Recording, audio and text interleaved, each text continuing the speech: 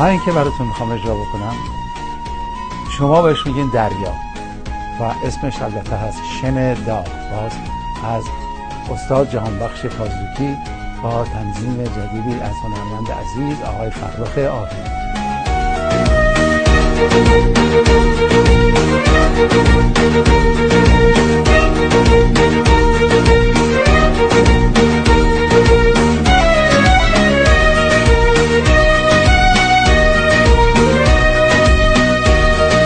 رفتم به سوی دریا، به سوی موج و ساحل، اونجا که دوتا دل عشق خدایی داشتن، از غم رهایی داشتن.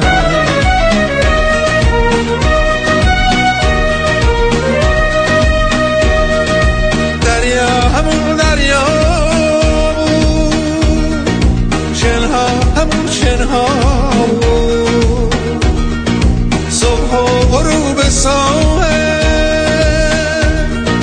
مثل گذشته ها بود.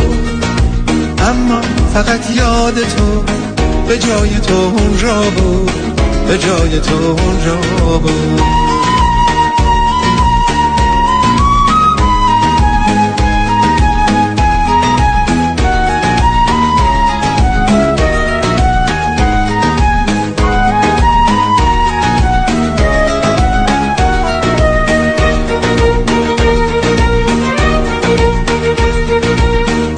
شن داغ ساحل نقش تنت رو ساختم، نشستم با انگشتام اون ساخته رو پرداختم. یه موج سنگین اومد به سر تا پای تو خورد، پیکرت در هم شکست، موج دریا تو رو برد.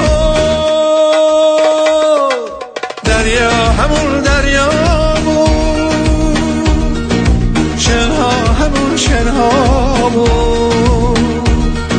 صبح و غروب دریا مثل گذشته ها بود.